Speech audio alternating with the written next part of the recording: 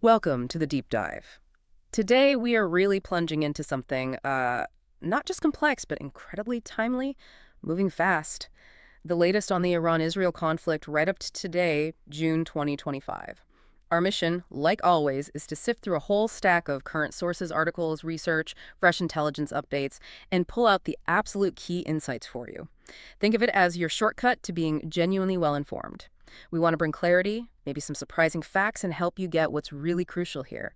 And with me today, to help navigate all this complexity and connect the dots, is our expert guide. Thanks for having me. It's definitely a topic of huge global importance right now, and it feels like it's changing by the hour.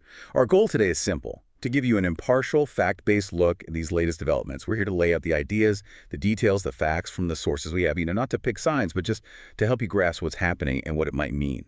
Okay, let's jump right in then. Looking at this pile of updates, the single biggest change seems to be the U.S. getting directly involved. This isn't minor, right? Our sources are clearly flagging this as a major shift, the U.S. taking a direct hands-on role. So what exactly are the reports saying about this U.S. involvement? Specifically about this thing called Operation Midnight Hammer. Yeah, Operation Midnight Hammer. Yeah. Well, what's fascinating is the boldness, the precision of it. Based on what we're reading, it refers to U.S. airstrikes hitting three really critical Iranian nuclear facilities: Fordow, Natanz, and Esfahan. Yeah. And the way they did it is telling, too. Reports confirm B-2 stealth bombers and Tomahawk missiles. B-2s. Wow. Exactly. The B-2s, their stealth capability is the key thing. It means they can get into heavily defended airspace and with less chance of being spotted. It signals a real willingness to strike deep inside Iran, precisely, maybe catch them off guard.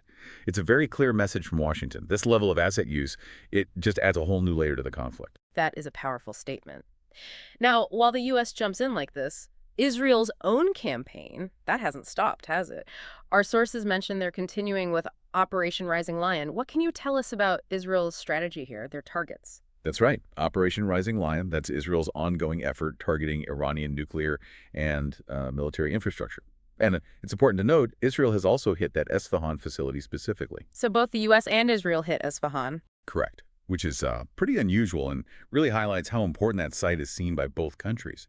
The reports detail these Israeli strikes, showing a continued, maybe coordinated effort to wear down Iran's capabilities, even as the U.S. steps in directly. And if you connect this to the bigger picture, this U.S. involvement really does mark a new significant escalation. It pushes past that sort of established Israel-Iran dynamic we've seen for years.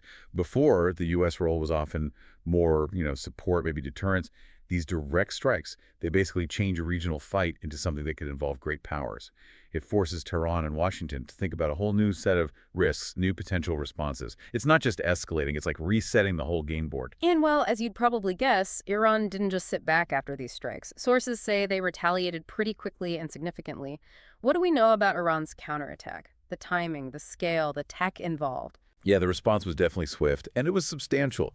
Iran launched ballistic missiles straight at Israel today, June 22nd. Initial reports mentioned at least 16 people injured, with missiles hitting, I think, at least 10 different spots in Israel.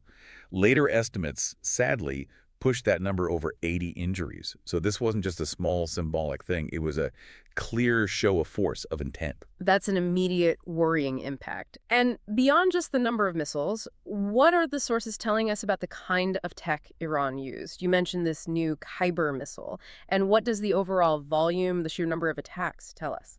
Well, what's really significant here, according to the reports, is the confirmation they used a new missile, the Kyber, as part of what's described as a large-scale drone and missile operation. Introducing a new missile type, it suggests, ongoing development, and they're willing to use these advanced systems for real. But beyond that specific missile, just think about the numbers. Over 450 missiles and almost 1,000 drones intercepted just in the last 10 days or so. Wow, that's a lot. It's an astonishing amount. That sheer volume, plus the new missile types, it's not just about causing damage. It's a very coordinated, very significant message they're sending. It signals a strong, persistent ability to hit back. It shows they mean to overwhelm defenses and demonstrate their reach. This kind of scale, it really raises questions about how long defense systems can hold up against attacks like this. While we're talking about these, military moves and capabilities, it's so important we don't lose sight of the human cost. It sounds devastating. Our sources point to some really concerning incidents affecting civilians. What specifically stands out, and what are the bigger implications, legally speaking? Yeah, it's absolutely crucial we acknowledge the terrible humanitarian toll here. For instance, on June 19th, a Sigil missile hit the Soroka Medical Center. That's in Beersheba, Israel. The results were immediate, severe, dozens injured, significant damage to the hospital itself. And as documented online, this incident quickly led to calls classifying that strike as a potential war crime. Targeting a hospital, I mean, that's a serious breach of international humanitarian law. And it's important to stress this isn't just happening on one side, right? What about the impact inside Iran from Israeli strikes? No, absolutely not. It's critical to see this isn't one-sided. Inside Iran, reports confirm Israeli strikes have also caused civilian deaths and damaged infrastructure extensively. This, too, has sparked serious international concern, and it's also under legal scrutiny, according to the same sources. It really raises these vital questions about, the rules of war, the protections for civilians in places like hospitals and conflict zones, the fact that civilian facilities are getting hit on both sides. It just dramatically increases the risk of war crimes, of deeper humanitarian crises. Our job here is just to report these documented impacts impartially, but they highlight the awful reality for civilians caught in the middle. It's a stark reminder that even in these high-tech conflicts, there are supposed to be fundamental rules protecting non-combatants. Breaching them has serious global consequences. Yeah, and this clearly isn't just staying regional anymore. The ripples are definitely going global. Let's widen the view a bit to the international reactions. Everyone must be watching this super closely. What are we hearing from the key players? Iran's warnings to the U.S., for example, and how's the rest of the world responding? You're right, the global reaction is a huge part of this story now. We've heard very direct, official warnings coming out of Iran. Top officials, including Foreign Minister Arachi, even the Supreme Leader Khamenei, they've explicitly said any further U.S. involvement would be, and I quote, very, very dangerous for everybody. Mm. That's a direct, unambiguous warning aimed right at Washington. It signals the potential for a much wider, possibly catastrophic conflict. It's not just talk. It sounds like a clear red line for Tehran. And it sounds like the international community is sending a pretty clear message back, too. What are the sources saying about that global reaction, the calls for diplomacy? Yes, there's been a really widespread international backlash. Major powers, China, Russia, Turkey, but also the UN, the European Union, they've all spoken out. Reports detail their unanimous calls for restraint, for getting back to diplomacy. The message is overwhelmingly clear. Cool things down, find a way to talk. This level of international pressure shows just how worried everyone is about this conflict widening even further. And speaking of the U.S., how is their military positioning reflecting these warnings and the general escalation? What are we seeing in terms of their global posture? Well, the U.S. military posture is certainly signaling readiness for potentially deeper involvement. It mirrors the seriousness of Iran's warnings and the whole situation. Sources highlight significant moves, positioning B-2 bombers, possibly moving towards Guam, which is a key strategic hub in the Pacific. And also the USS Nimitz carrier group is on the move. Right. Those aren't small things. Not at all. They aren't minor adjustments. They indicate clear strategic positioning in case, further action is decided upon. And from that broader perspective, we're seeing a really worrying trend where nuclear diplomacy seems to be grinding to a halt. Talks that were planned in Muscat, for instance, they've just been canceled.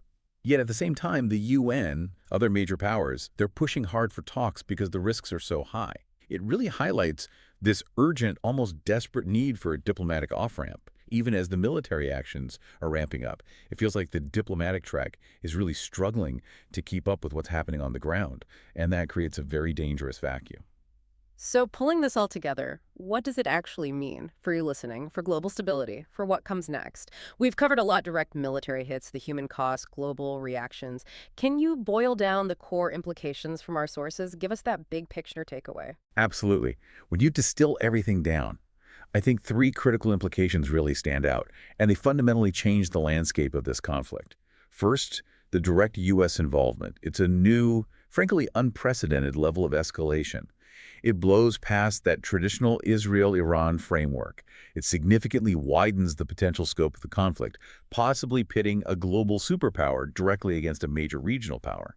That changes the whole strategic math for everyone. And the human cost, as we talked about, that's a major implication too. Huge. Second, and just tragically, civilian facilities, hospitals, vital infrastructure, they are being directly hit on both sides. This dramatically increases the risk of war crimes. It worsens humanitarian crises. It's not just, unfortunate side effects. It's a direct threat to people and makes it incredibly hard for aid groups and international law to function. Right. And finally, those ripple effects spreading out globally, especially economically. Exactly. Third, the tensions in really critical airspace and energy routes, particularly the Strait of Hormuz, they're climbing fast. This isn't just a local problem. It could seriously disrupt global markets. Think about countries like India, heavily reliant on those routes for oil, for trade. They could face real economic pain from higher oil prices, shipping problems. These aren't distant issues. They could have direct economic consequences for millions around the world. Looking ahead then, because this is clearly moving so fast, what are the absolute crucial things you think listeners should be watching really closely as this unfolds? Yeah, there are definitely several key things to keep a close eye on. First, U.S. decisions. President Trump has publicly promised more action within 2 weeks. At the same time, Iran's issued these very clear threats of retaliation if the U.S. jumps fully in. So any move from Washington in the coming days could trigger another huge reaction, potentially global. Second, keep watching the counterstrikes, the targeted operations. Israel is still going after IRGC commanders, that's the Islamic Revolutionary Guard Corps, like Saeed Izzadi, killed recently, and hitting military sites across Iran. These kinds of targeted hits could provoke more escalation from Tehran as they try to, deter or avenge these losses. And finally, maybe most critically, that diplomatic path. As we said, nuclear diplomacy, like those Muscat talks, it's stalled completely. But the UN, other powers, they're pushing relentlessly for new talks because the risks are just so high. The big question is, can diplomacy somehow catch up to the military momentum? Or will this just keep spiraling? That tension between the fighting and the talking, that's going to be absolutely key. So you've now got a deep, pretty nuanced understanding of what's a truly complex and fast-moving situation. We've covered the direct U.S. role, Iran's forceful response, the terrible human cost on both sides, and that urgent global push for talks. You are now really well informed on this critical issue. This whole crisis, it really forces us to think beyond just the immediate military stuff and its awful impact. It makes you wonder how these intense regional conflicts, especially when global players get drawn in deeper